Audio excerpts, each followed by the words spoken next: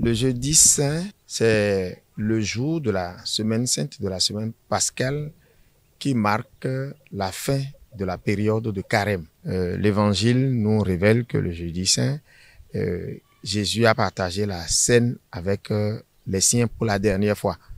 Et il lui a également, au travers du lavement des pieds, donné un modèle d'humilité, de service.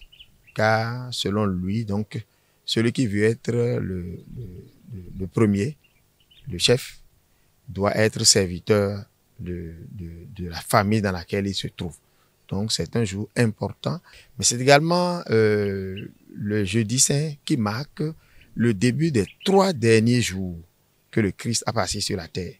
En effet, au travers de la scène du jeudi soir, nous entamons les 3 derniers jours où nous allons vivre avec Christ. En effet, nous sommes dans une journée de jeûne et prière aujourd'hui, jeudi saint, pour contempler de manière profonde la croix.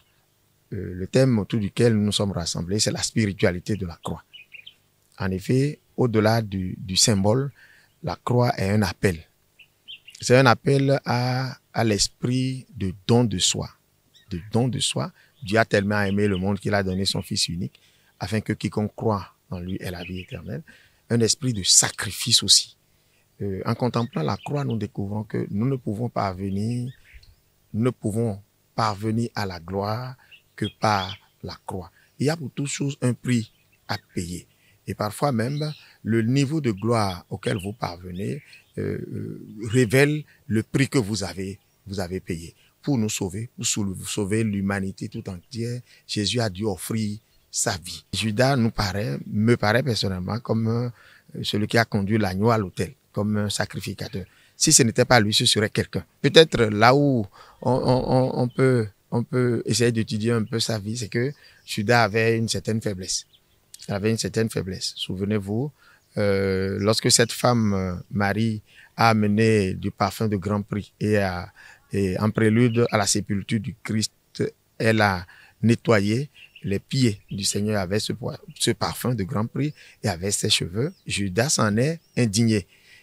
Argument, il pensait que cela pouvait servir à la vente de ce parfum, pouvait servir à soutenir les pauvres. Et l'Évangile dit non, non pas parce qu'il se souciait des pauvres, mais parce qu'il pouvait garder l'argent et en profiter. Alors donc, il avait peut-être un peu plus d'amour pour l'argent, ce qui peut-être l'a poussé à aller livrer le Seigneur. Mais il fallait quelqu'un pour le livrer. Et il avait une certaine faiblesse en lui, donc c'est cette faiblesse que j'ai dénoncée tout à l'heure en parlant de l'argent, qu'il aimait un peu plus. Oui, c'est en cela seulement que il pourrait pas être une référence pour nous, parce que l'argent est devenu son idole. Et nous devons accorder notre adoration qu'à Dieu, qu'au Seigneur Jésus-Christ. En dehors de cela, il fallait quelqu'un. Il a donc joué un rôle central. Il a porté l'agneau au travers duquel nous avons tous été sauvés. On ne devait donc pas le noircir, à mon avis, mais en rendre grâce à Dieu pour la vie de Judas aussi. Je voudrais donc appeler les uns et les autres à vivre intensément la période pascale. En ces temps de stress, en ces temps d'épreuve, en ces temps de décès subis, par-ci, par-là, nous devons retrouver notre force en Christ, crucifié, mort et ressuscité. C'est assurément là que nous retrouverons les forces qu'il faut, les énergies qu'il faut pour retrouver notre équilibre dans une société en difficulté.